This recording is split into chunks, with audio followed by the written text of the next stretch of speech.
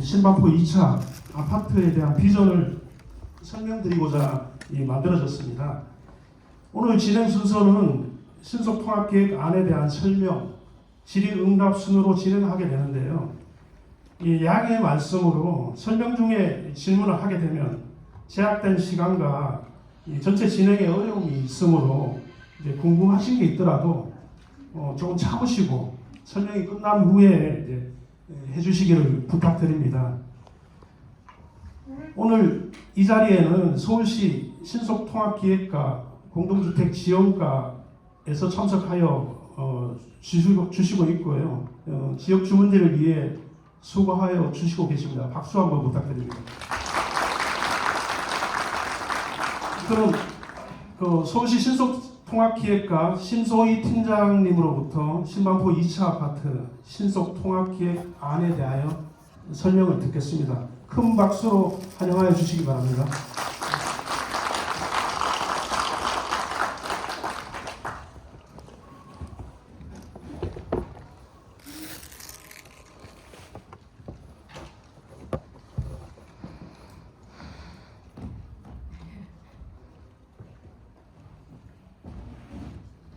네, 안녕하십니까. 소개받은 신속통합기획 1팀장 김소희라고 합니다. 아마 간담회 저희가 한 2차례 정도 진행을 하면서 뵀었던 분들도 계실 것 같고요. 오늘 저희가 신속통합기획 보여드리는 안은 그동안 주민분들과 소통을 좀 하고 또 이제 도시계획위원분들이나 전문가분들과 논의 끝에 어느 정도 공감대를 형성한 안을 보여드리는 겁니다. 오늘 안이 확정하는 당연히 아니고요. 오늘 보시고 또 주민분들 의견 주셔서 추가적인 검토 보완이 필요하다고 한다면 저희도 추가적인 검토 진행을 할 수 있으니까요. 오늘 자유롭게 의견 주시면 감사하겠습니다. 먼저 시작하기 전에 신속통합기획에 대해서 제가 조금 보완 설명을 드리면 좋을 것 같습니다. 아마 인터넷이나 지면이나 신문을 통해서 신속통합기획이라는 단어는 많이 들어보셨을 건데 신속통합기획이 뭔지 빠르게 해준다는 거는 이래서 알겠는데 그럼 내용적으로 뭐가 다른 건지 이 부분들을 아직 모르시는 주민분들이 좀 계실 것 같습니다. 그래서 그 부분을 좀 간단하게 설명을 드리면 저희 신속통합기획이라는 거는 정비사업을 추진하시는 데 있어서 저희 공공이 도움을 드리는 제도입니다. 정비계획을 수립하시고 재건축 사업을 진행을 하시게 되면 주민분들이 정비계획을 수립해서 이제 위원회에 올리시고 또 이제 위원회 자문 의견을 받아서 또 다시 보완을 하고 하는데 이제 많은 시간이 소요가 됩니다. 왜냐하면 계획 초기 단계에서부터 전문가들과 같이 논의하지 못했기 때문에 이 계획이 가지고 있는 어떤 그 공공에서의 관점과 주민들의 관점의 차이가 굉장히 클 수밖에 없고요. 그런 부분들을 사전에 같이 공감대를 형성하고 맞춰나가는 과정을 갖는 것, 이런 것들이 신속통합기획의 계획의 지원 과정이라고 볼 수가 있고, 그렇게 해서 조정안이 마련이 되면 그것들은 도시계획위원회 심의라던가 향후 절차에 있어서 조금 더 예측 가능하게 빨리 갈 수 있겠다. 이런 것들이 이제 계획적인 측면에서의 신속통합기획의 지원사항입니다. 또 두 번째는 절차적인 부분입니다. 예, 저희 신속통합기획이 빨리 갈 수 있다고 하는데 그럼 뭐가 빨라지냐? 아마 우리 그 신반포 2차 같은 경우는 그 반포지구 지구단위 계획 구역에 포함이 되어 있습니다. 그래서 보통은 지구단위 계획을 수립을 하고 또 그 지구단위 계획에 따라서 정비계획을 수립을 하고, 근데 아마 제가 주민분들한테 주민제한 정비계획을 받아봤을 때 보니까 그동안에 연락 공고됐었던 지구단위 계획 내용하고 다소 차이가 있는 걸 제가 좀 봤거든요. 그래서 그런 부분들을 만약에 반영을 해서 가기가 굉장히 어려운 부분들이 있는데 신속통합계획은 공공에서 지원하는 계획과 절차이기 때문에 그런 부분들을 저희가 이제 동시에 통합적으로 계획의 조정 방향을 검토를 또 할 수가 있고, 또 그렇게 해서 검토된 계획안을 도시계획위원회 숙권소위에 올리게 됩니다. 저희 도시계획위원회가 원래 30명으로 구성이 되어 있는데 저희 신속통합기획을 적용받는 단지는 7명에서 9명의 위원들로 구성된 숙권소위를 통해서 조금 더 빠르고 간단하게 의사결정이 될 수 있게끔 그렇게 지원을 해드리고 있고요. 또 저희 신속통합기획 단지는 신속도 정비구역 지정이 되고 이제 조합 설립되고, 여기는 뭐 이미 조합이 있으시지만 시공사 선정 이런 것들도 좀 원래 사업 시행인가 이후에 가능했었던 것들을 좀 당겨서 조합 설립 이후에 할 수 있고, 또 이제 정비구역 지정이 된 이후에 건축, 교통, 환경, 다양한 영향평가 심의들도 좀 통합적으로 할 수 있게끔 절차적인 보완 사항들도 같이 있습니다. 그래서 저는 오늘 아마 신속통합기획에 참여하는 과정에서 주민분들 간에 다소 갈등이 있었던 걸로 제가 알고 있기는 한데요. 그런 갈등 부분은 이제 차지하더라도 신속통합기획을 선택해서 이렇게 진행을 하신 거가 주민분들한테 조금 더 유리하시지 않을까 그러기를 바라고 있고 또 그런 마음으로 좀 더 잘해드려야 되겠다는 마음으로 제가 기획을 좀 수립을 했습니다. 서론이 좀 길었는데요. 그래서 저희 신속통합기획을 시작을 하면서 저희 임 선생님 오늘 지금 일정상 못 오시기는 하셨는데 일로건축의 유재득 대표님께서 MP를 좀 맡아주셨고요. 그러니까 사실 좀 심화포 2차는 신속통합기획 신청하신 지가 오래됐었습니다. 좀 오래됐는데 그간의 세대수 확보에 대한 문제, 또 주민들 간의 갈등 문제 이런 것 때문에 좀 착수가 많이 늦어졌었고요. 작년 9월에 신속통합기획안에 대한 그러니까 주민 제안안을 저희한테 제출을 해주셨습니다. 그래서 작년 9월부터 저희가 본격적으로 작업을 했고 10, 11, 12, 1, 2, 한 4, 5개월에 거쳐서 저희가 지금 기획안을 만들어서 오늘 보여드리는 게 되겠습니다. 네, 기획안을 마련하는 과정에 있어서 많은 이제 전문가분들의 자문과 논의 과정을 거쳤습니다. 자문회의도 한 4차례 정도 진행을 했고요. 교통 부분에 대한 전문가 자문 의견도 들었고 그리고 주민 간담회도 2차례 정도 진행을 해서 오늘 계획안을 말씀을 드립니다.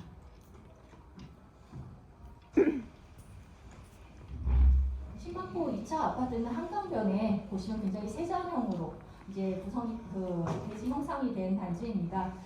우리 신만포 2차 아파트에서 한강변을 이렇게 보게 되면 굉장히 전망도 좋고 또 만대로 한강을 이용하는 시민들이 우리 아파트를 보게 되면 이 서초구 반포 지역 일대 랜드마크 단지가 될 수 있는 굉장히 중요한 입지를 가지고 있는 한강변을 대표하는 주거지가 될 거다라고 생각을 좀 하고 있습니다.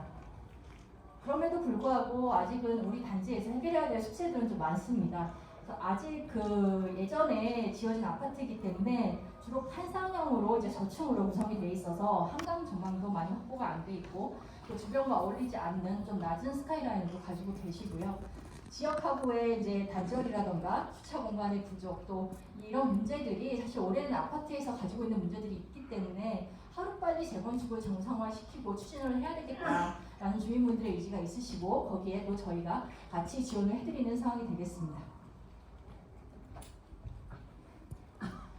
네, 반포대교가 있고요. 반포대교 옆에 위치한 우리 단지고요. 면적은 한 8만 5천. 그리고 지금 현재 1,500세대 정도 되시는 걸로 제가 알고 있습니다. 저희가 신반포 2차 아파트 신속통합기획을 수립하는 데 있어서 몇 가지 이제 계획의 원칙들을 잡아봤습니다. 지역 일대가 한강변에 위치가 되어 있기 때문에 굉장히 풍부한 자연 자원과 지역 자원 또 가치들을 가지고 있어서 이런 부분들을 토지 이용계획 측면에서 또 이제 생활 가로의 측면에서 또 공공기획 측면에서 여러 가지 관점을 좀 검토를 하게 됐고요. 먼저 토지 이용 계획 측면에서는 한강변에 위치한 입지적 강점을 어떻게 하면 극대화할 수 있을까라는 게 이제 첫 번째 우리 계획의 목표가 되겠고, 두 번째는 이제 주민분들이 걷기 편한 생활 가로를 어떻게 만들 것이냐. 또 세 번째는 또 공공성과 사업성이 조화가 되면서 단지 가치를 올릴 수 있는 그런 계획을 만드는 부분. 또 이제 특히나 요새 층수에 대한 부분이 굉장히 민감할 텐데요. 그런 층수에 대한 부분을 어떻게 풀어갈 것이냐. 이런 것들이 계획의 큰 이제 내용들이 되겠습니다. 먼저 입지적 강점을 극대화하는 데 있어서 한강변을 어떻게 누릴 것이냐 이것들이 굉장히 중요한 부분이라고 볼 수 있겠습니다. 지금 우리 단지는 중간에 반포 나들목이 하나가 입지가 되어 있습니다. 그리고 이제 완충 녹지가 쭉 있고요. 이쪽에 이제 인접 아파트 원벨이랑 반포류에 이런 아파트들이 좀 있고, 그래서 이제 이쪽 반포 지구에 계신 시민 여러분들과 주민분들이 한강을 접근하시는 데 있어서 그동안에 나들목을 이용하시는 게 좀 많았고요. 아니면 이제 주민분들만 아시는 여기에 약간 지하 길을 건너서 이 반포 한강공원으로 나가는 그런 길들이 좀 있었습니다. 저희 계획을 수립하는 데 있어서 이 한강 접근성을 어떻게 좀 개선할 것인가, 또 이제 이 완충 녹지로 구성이 되어 있는 이런 부분들을 조금 주민분들이 향유할 수 있는 이제 녹지가 됐으면 좋겠다, 이런 생각을 갖고선 계획의 조정 과정을 좀 거쳤습니다. 기존에 주민분들이 주로 사용하시던 나들목에서 더불어서 대상지 북쪽으로 이제 입체 보행로 또는 나들목을 추가를 하나를 더 신설을 하는 걸로 그렇게 지금 생각을 하고 있고요. 이 신설되는 나들목과 이 또 반포 이 저기 잠수교가 또 보행교가 된다라고 이제 서울시 정책 방향으로 이제 그런 것들을 검토를 하고 있기 때문에 그런 것들이 연계가 된다 한다면 우리 완충녹지로 이제 돼 있는 이런 부분들을 잘 조성을 해서 산책로로 만들게 된다면 한강까지 또 이제 안쪽에 있는 고속터미널과 백화점 있는 데까지 자유롭게 이동하고 편리하게 또 산책할 수 있게끔 그런 길을 만드는 것들. 그래서 이 연결 녹지와 연계된 이 공원의 기능들도 같이 검토를 좀 하게 되었습니다. 기존의 지구단위 계획 뒤에서도 설명을 드리겠지만 기존의 지구단위 계획에서는 우리 단지가 중간에 공원을 통해서 양분되는 형태, 두 개의 획지가 분리된 형태로 이제 추진이 됐었습니다. 지구단위 계획이 이미 결정이 난 거는 알고 계실 텐데요. 그럼 그 신속통합계획이라는 거 트랙에 들어오셨기 때문에 저는 그 지구단위 계획도 혹시라도 사업 시행을 하는 데 있어서 일부 조정을 할 부분이 있지 않을까 이런 검토를 같이 하게 됐고요. 주민분들 입장에서는 이 획지를 분리하는 공원 계획들이 좀 불합리하게 느껴지실 테고 또 저희 공공의 입장에서는 앞으로 향후에 잠수교가 보행광장으로 된다고 한다면 이 공원이 단지 중앙에 있는 게 과연 맞을까? 조금 더 공공의 접근성이 편한 곳에 가야 되지 않을까? 이런 생각을 하면서 주민의 이익과 또 공공의 이익이 같이 합치되는 지점을 찾아서 이 가운데 있는 공원을 이제 왼쪽으로 옮기는 문화공원에 대한 계획들을 했고요. 그런 것들을 통해서 이 완충 녹지가 연결 녹지로 좀 변경이 되면서 활용성을 높이고 이런 것들이 서로 문화공원과 연계될 수 있고 또 중간에 공공보행 통로와 연결될 수 있게끔 그런 네트워크 계획을 좀 잡았습니다. 이게 이제 보시는 설명드린 내용이고요. 당초 지구단위 계획에서 가운데 소공원이 계획이 되어 있었던 것을 왼쪽으로 옮기고 녹지를 통해서 서로 연결하게 되면 이렇게 공원 그 한강까지 같이 한강공원까지 이어지는 수단 네트워크가 형성이 되게 됩니다. 입체 보행료를 저희가 추가 신설을 제안을 하고 있는데요. 이 부분 지금 현재 여기 고속터미널이라든가 시세계백화점에서부터 많은 이용객이 있습니다. 이런 이용객들이나 시민들이 한강을 가는 데 있어서 기존에는 이 큰 길을 따라서 가거나 우리 단지 중간에 있는 나들목을 활용을 해서 가셨었는데 그런 기존에 있는 보행 동선들을 없앨 수는 없습니다. 왜냐하면 관습적으로 사용하고 계시는 일반 시민들 쓰시는 시설이기 때문에 이 보행 통로는 그대로 유지를 하되 이쪽에 입체 보행도를 하나 더 신설을 해서 이쪽에 이제 남쪽에 있는 이 많은 이용객들과 시민들이 한강을 자유롭게 접근을 가능하면서 이 우리 단지 중간으로 몰렸던 보행도 다소 이제 분산이 되지 않을까 그렇게 좀 생각을 하고 있습니다. 잠수교에 대한 이제 개선 계획이고요. 이런 것들을 이제 재건축에서 같이 검토를 하시는 걸로 저희가 제안을 드려봅니다. 문화공원의 위치를 잠수교변으로 이전을 한다라고 말씀을 드렸는데 지금은 잠수교에서부터 지하 도로를 통해서 이렇게 대상지에서부터 지하 도로를 통해서 잠수교 보행로로 내려갈 수 있게 그렇게 지금 현재는 그렇게 운영이 되고 있습니다.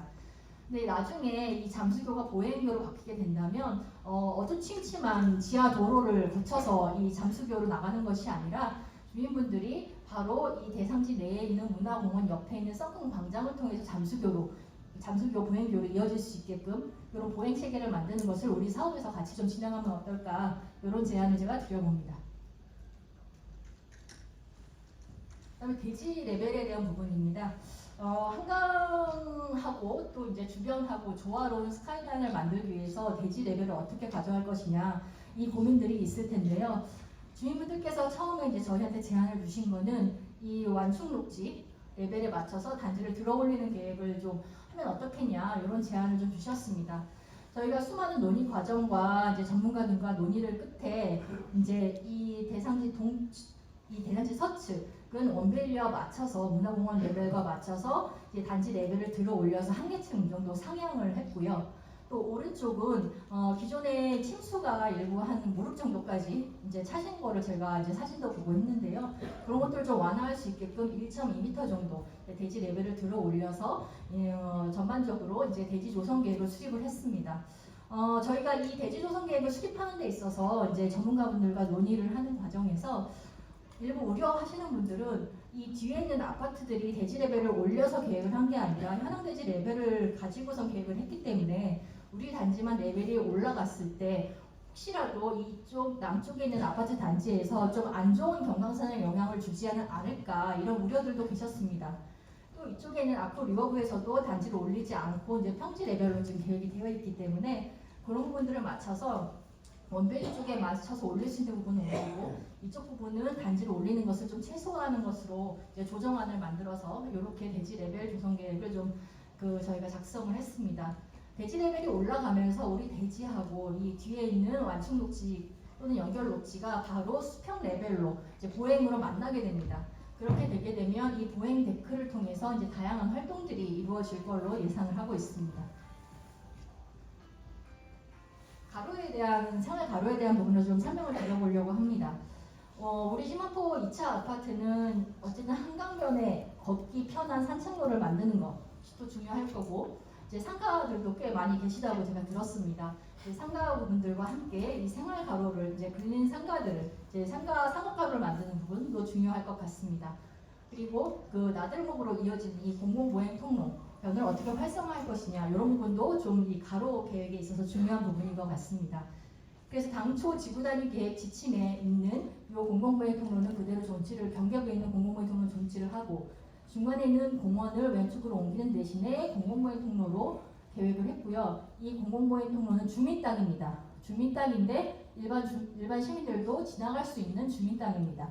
그렇게 지금 계획이 된 상태고요. 그래서 그러면 이 가로에 대한 부분을 어떻게 대응할 것이냐 보면 이 수변에 있는 부분들은 완충 녹지를 연결 녹지로 변경하면서 이제 다양한 카페라던가 커뮤니티 시설이라던가 이런 것들을 녹지변으로 배치를 하실 수 있게끔 그렇게 저희가 좀 계획을 해놨고요. 아마 우리 대상지가 이제 대지 레벨로 올려가서 이제 녹지가 바로 붙게 되면 저층부에 커뮤니티 시설들이 입지를 하게 될 것 같습니다.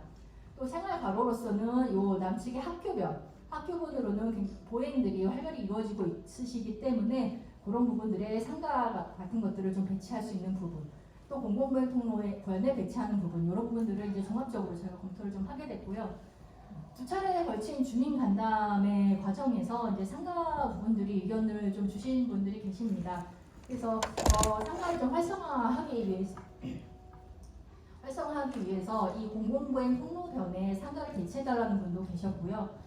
또 나중에 문화공원이 이쪽으로 옮겨지게 되고 이 잠수교가 보행도가 되게 되면 이쪽이 굉장히 활성화될 거 아니냐. 그래서 상가 입지를 이쪽으로 해달라라고 말씀하시는 분도 계셨습니다. 그래서 주요 활성화돼야 되는 가로를 설정을 하고 이런 부분과 이런 부분들은 이제 상가 배치에 대한 권장 구간으로 저희가 설정을 했고요. 사실 상가에 대한 배치 부분은 주민과 이제 그 상가 주민분들과 또 조합하고 협의해서 결정하셔야 되는 부분이기 때문에 적정한 상가 수요와 위치는 주민분들의 선택사항에 맡기는 사항이고 저희가 위치적인 권장사항을 이렇게 드리는 걸로 이해를 해주시면 될 것 같습니다. 공공시설에 대한 부분입니다. 앞서 말씀드린 것처럼 문화공원이 조성이 되고요. 보행교와 연결되는 공원이 조성이 됩니다.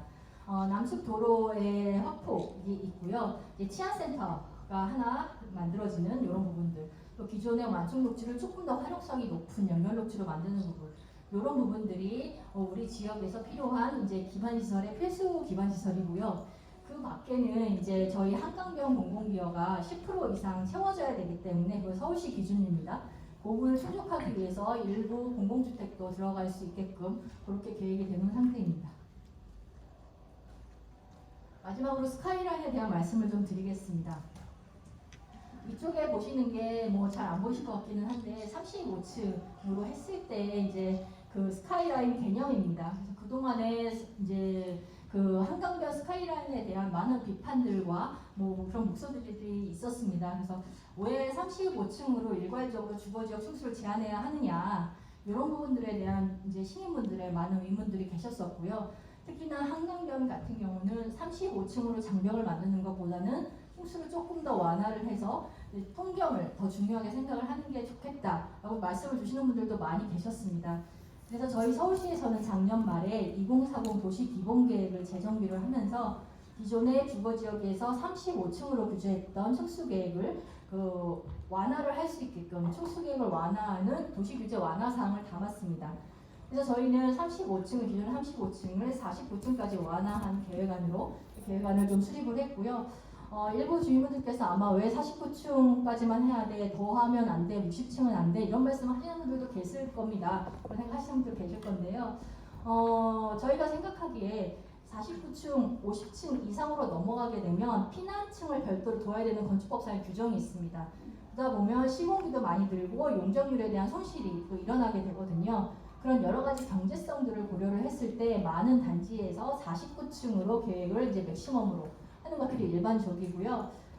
그러면 여의도는 했는데 우리는 왜 안 돼? 이런 말씀도 아마 제가 예상 질문으로 생각을 하고 있습니다. 저희 서울시 스카이라인 관리 원칙에 있어서는 층수를 35층에서 추가적으로 완화하는 것은 지역별 특성에 따른 완화입니다. 여의도는 도심 지역입니다. 이제 그 여의도 지역 일대가 다 상업 지역 또는 준주거 지역으로 용도 지역이 설정이 되어 있습니다. 준주거 지역으로 용도 지역이 설정이 되어 있는 시공 아파트는 용적률 400%를 적용받기 때문에 그 용적률을 수용하기 위한 높이는 추가적인 완화가 필요하다고 판단을 한 거고요. 3중 주거 지역에서의 최고 높이는 저희가 49층 정도로 현재 계획안을 잡고 있습니다. 얼마 전에 신통 계획을 완료했던 대치 미도 아파트라던가 뭐 이런 곳들도 다 49층 수준에서 이제 층수 계획이 마무리가 됐기 때문에 아마 이 추가적인 층수 완화에 대한 부분은 시의 정책 변화 과정들을 보면서 좀 검토가 돼야 될 사항이고 지금 현재는 저희가 49층 정도로 생각을 하고 계획안을 수립을 했습니다. 49층 주동이 들어갔을 때 대략적인 매스에 대한 모습입니다. 한강변에서 보실 때 이 그 나들목이 연결되어 있는 이 가운데 부분은 우리 단지 전체가 특화 디자인이지만 특히나 랜드마크형 주동으로 좀 설정을 해서 설계자가 설계를 하실 때 조금 더 특화된 디자인이 들어오실 수 있게끔 그렇게 권장사항을 말씀을 드리고요. 이쪽 가로변과 고층 타워형 주동들이 격철이 섞인 이런 계획안들이 될 것입니다. 특히나 한강변 15층에 대한 논의도 그동안에 많이 있었습니다. 주민 간담회를 2차례 거쳐서 하면서 왜 한강변 15층 규정이 아직까지 살아있어야 합니까? 조금 더 완화는 안 되나요? 이런 질문들을 많이 주셨었습니다. 35층 규제와 마찬가지로 한강변 15층에 대한 규제도 저희 서울시 정책 방향적으로 완화 범위에 대한 검토를 하고 있습니다. 예전에 주거지역이 35층으로 설정이 되어 있을 때 한강변은 15층으로 좀 설정을 했었습니다. 그 이유는 한강변에 맞닿아서 35층 주동이 바로 있는 것보다는 15층이 있고 그 다음에 35층이 있어야 위압적인 경관을 형성하지 않기 때문에 그런 의도로 당초에 15층 제한 규정이 있었습니다. 근데 그렇게 중첩적인 경관과 위압감을 형성하지 않는 경관을 만들어야 된다라고 하는 경관적 가치는 변한 게 아닙니다.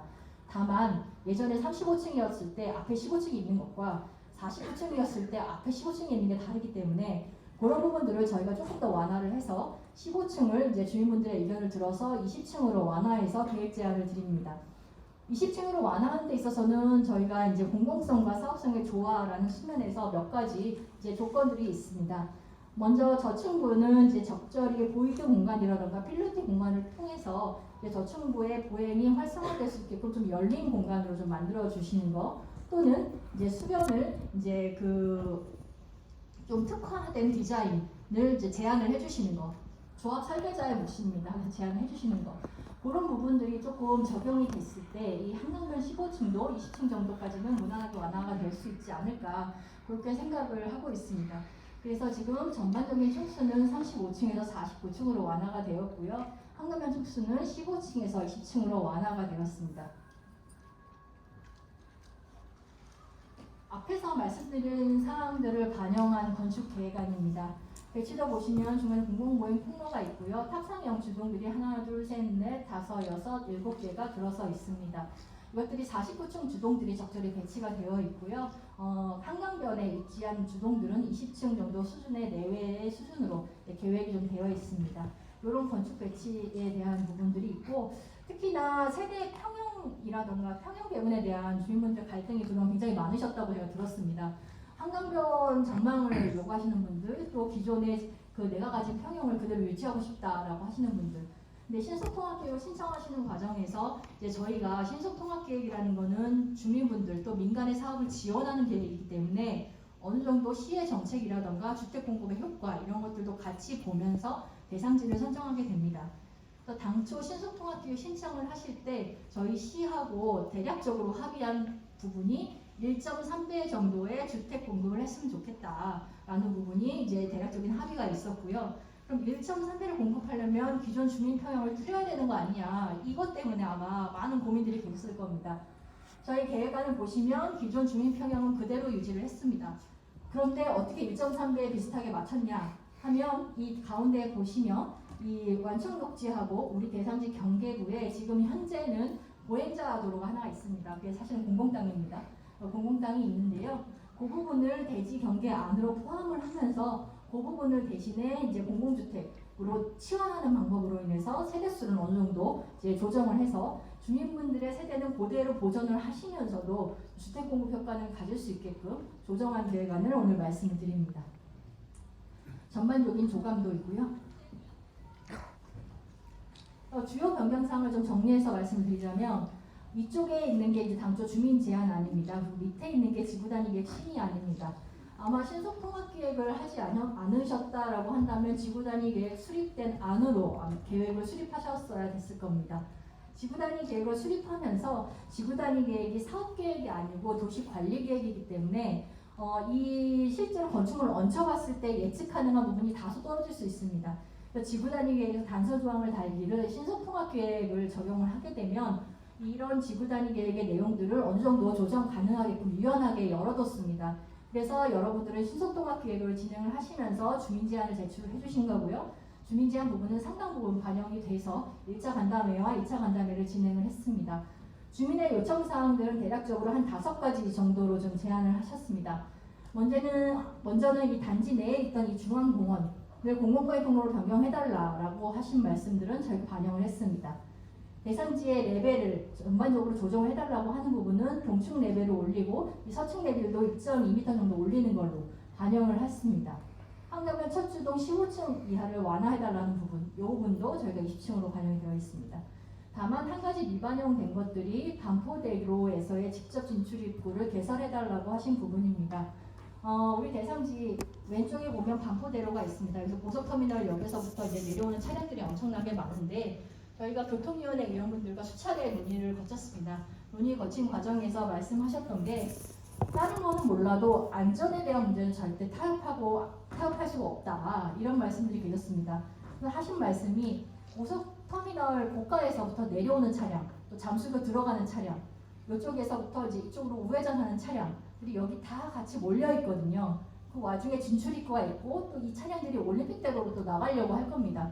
그럼 이 와중에서 내려가는 차량, 나가는 차량, 올라가는 차량이 다 엉키게 되면 이 부분에 진출입구가 들어갔을 때 굉장히 위험하다, 이런 말씀들이 좀 계셨었고요. 그래서 진출입구 계획은 저희가 삭제를 하는 걸로, 그래서 진출입구 계획은 주민분들 의견이 계셨지만 미반영된 걸로 저희가 계획을 했고요. 향후에 어쨌든 간에 뭐 지금 상태는 그렇지만 이 지역 일대가 또 어떤 도시변화 과정을 거칠지 모릅니다. 그래서 사업 시행하시는 과정에서 교통형 평단 때 다시 한번 이런 부분들을 면밀히 들여다보시고 어떻게 하시는 게 좋을지 최종적으로 확정이 될 사항이라고 할 수 있겠습니다.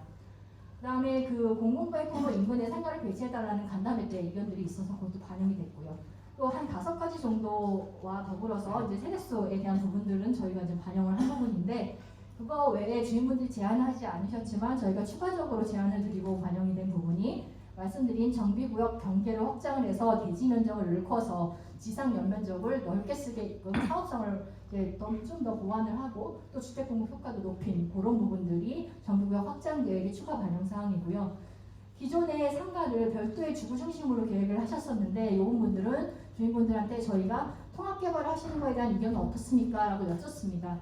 그랬더니 상가분들과 주민분들이 합의를 해주셔서 이거는 통합 개발을 하는 대신에 저층부에 이런 연도형 상가를 깔던가 저층부에 이제 상가들을 까는 형태로 이제 계획을 이제 하는 거를 받아들여 주셨습니다. 이게 별도의 횟지로 구분이 되게 있게 되면 횟지 경계선에서부터 올라갈 수 있는 높이 제한이 있습니다. 그래서 이게 별도 횟지로 되어 있는 것이 건축 계획을 수립하는 데 있어서 그다지 좋은 조건들은 아니기 때문에 이런 부분들도 상호 합의하에 이런 주거 중심도 통합해서 개발하는 걸로 그렇게 계획이 되어 있고 저층 상가가 깔리는 형태로 계획이 되어 있습니다. 그 밖에 말씀드린 입체 보행로를 추가적으로 설치하는 부분들까지 반영이 된 부분입니다. 공공기여에 대한 부분도 있었습니다. 당초에 한강변 15% 공공기여에 대한 원칙이 있었습니다. 이런 부분들은 저희가 시의 정책 변화 과정을 거치면서 10%로 완화 조정이 됐고요. 주중심 용지가 이제 일부 주거용도로 전환되는 비율 같은 부분들을 같이 검토를 했을 때 공공시설 부담 비율은 10.14% 정도 나오게 됩니다. 저희가 아파트 지구고요. 아파트 지구는 용적률 체계가 별도로 정해져 있습니다. 아마 조금 실무적으로 어려운 부분이실 텐데 기본적으로 주어지는 용적률 230%가 있고요. 이 10.14%를 기부 체납했을 때 주어지는 얻을 수 있는 용적률이 있고 여기서부터 300까지는 주민의 선택 사항입니다.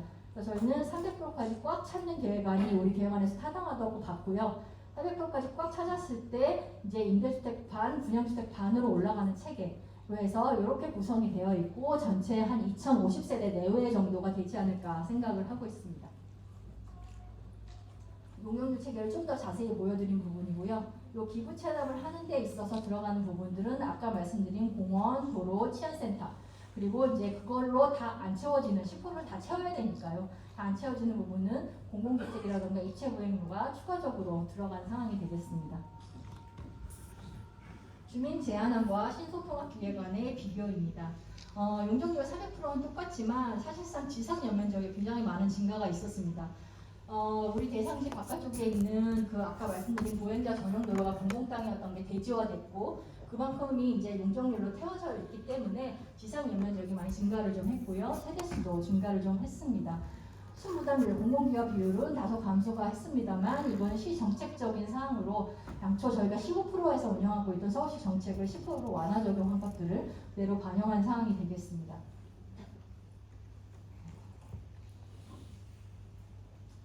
예, 오늘 이제 설명회가 끝나고 나면 아마 주민분들의 질문들을 제가 좀 드릴 거고요. 의견들이 이제 큰 의견이 없으시다면 바로 정기구역 위반 절차를 진행하실 수 있게끔 저희가 최대한 지원을 할 예정입니다. 조합장님께서 몇 달 안에 꼭 이제 정도 지정하겠다는 포부가 굉장히 강하시기 때문에 주민분들이 잘 이제 합의를 해주실 것 같고요. 기획을 하는 단계까지는 저희 공공에서 지원을 해드리는 몫이지만 기획 이후 정비구역을 지정하는 단계에 있어서는 주민분들이 도장을 찍으셔야 정비계획이 갈 수 있습니다. 신속통합계획을 안 받아들이겠다 이러면서 그러면 또 안 받아들이는 대로 늦어질 수도 있고요. 받아들이겠다 해서 빨리 도장 찍고 또 빨리 갈 수도 있습니다. 오늘 안을 주민분들이 공감을 해주시고 이제 일심동체가 돼서 빨리 갈 수도 있고요. 이제 주민분들께서 조금 다소 의견이 있으시다면 저희가 아마 조정하는 기간을 어느 정도는 거쳐야 될 것 같습니다. 여기까지 제가 좀 길게 설명을 드렸습니다. 그래서 저희 신학동 2차 아파트가 그 신속통합계획을 진행하시면서 그동안에 주민분들이 많은 갈등도 있으셨고